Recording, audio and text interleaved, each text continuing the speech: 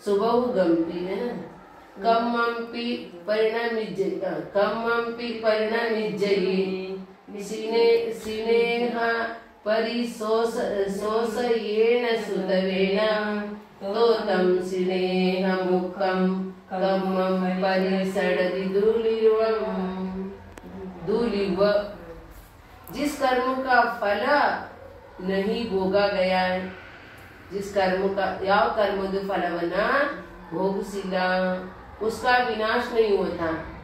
कोई कर्म ऐसे होते वो फल देकर के ही जाते है ना, तो इसलिए जो है जिस कर्म का फल को भोगा नहीं है और उसका विनाश भी नहीं होता, अतः कर्म फल देकर जाता है।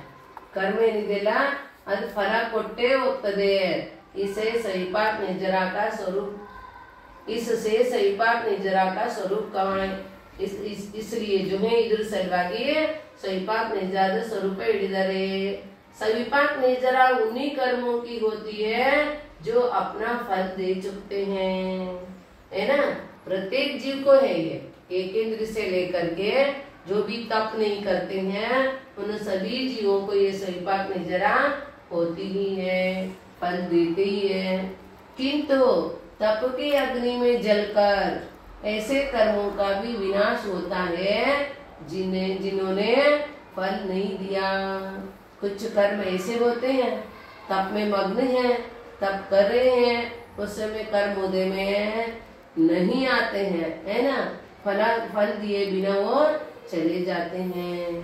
इससे जो मत ऐसा मानते हैं कि किया हुआ कर्म बिना फल दिए नहीं जाता, उसका उनका खंडन होता है।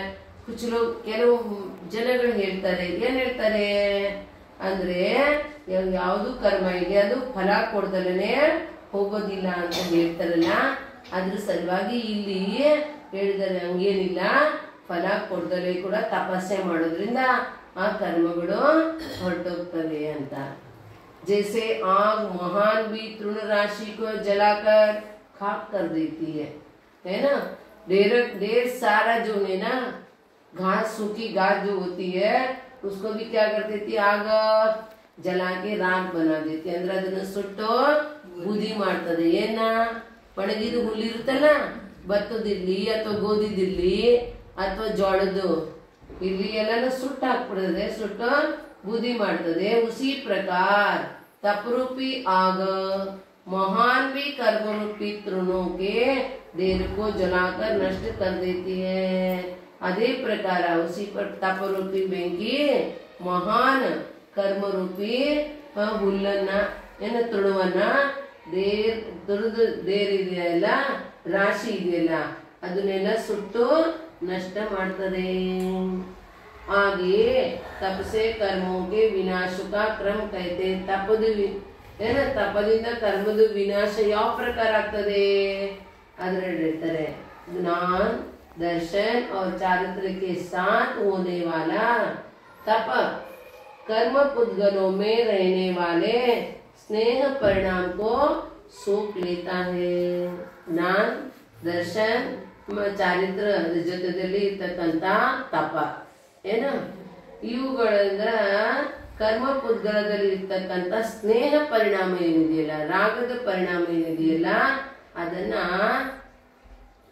ಹೀರ್ಬಿಡ್ತದೆ। ಸೋಕ್ತದೆ ಅಂದ್ರೆ ಹೀರ್ಬಿಡ್ತದೆ।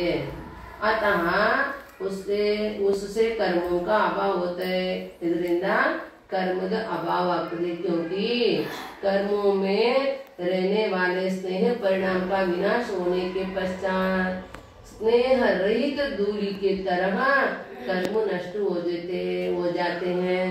ಯಾಕೆಂದ್ರೆ ಕರ್ಮದಲ್ಲಿ ಇರ್ತಕ್ಕಂತ ಸ್ನೇಹದ ಏನು ಪರಿಣಾಮ ಇದೆಯಲ್ಲ, ಆ ಪರಿಣಾಮ ವಿನಾಶ ಆದ ನಂತರ ಸ್ನೇಹ ರಹಿತ ಏನು ಧೂಳಿನ ತರ ಆ कर्म नष्ट ಆಗ್ತದೆ।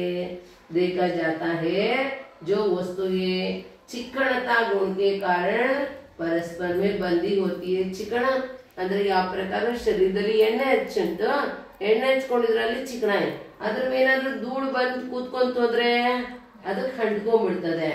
ಆದ್ರೆ ಎಲ್ಲಿ ಚಿಕಣ ಇತ್ತು ಅಂದ್ರೆ ಅಲ್ಲಿ ಪರಸ್ಪರ ಬಂದ್ ಆಗ್ತದೆ।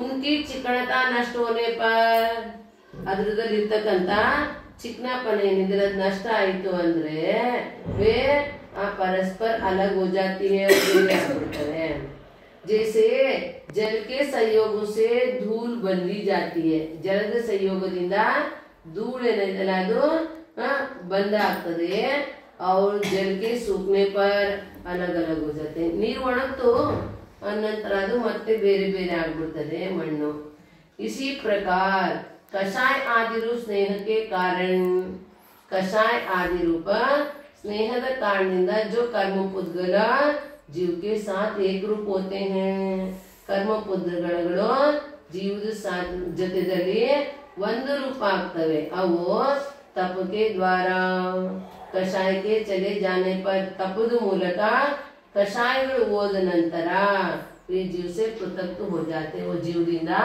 ಬೇರೆ ಆಗ್ಬಿಡ್ತವೆ ಕಷಾಯನೇ कर्म ಬಂಧಕ್ಕೆ ಕಾರಣ ಸ್ಥಿತಿ ಬಂಧಕ್ಕೆ ಕಾರಣ ಯಾವುದು ಕಷಾಯ कर्म ಸ್ಥಿತಿ ಬಂಧ ಇದೆಯಲ್ಲ ಈಗ ಹೇಳಾಯ್ತಲ್ವಾ ನಾ ಕೇಳಲ್ಲ ಯಾವ್ದಾದ್ರು ಕರ್ಮದು ದರ್ಶನಾವಳಿ ಕರ್ಮದ ಉತ್ಕೃಷ್ಟ ಸ್ಥಿತಿ ಎಷ್ಟು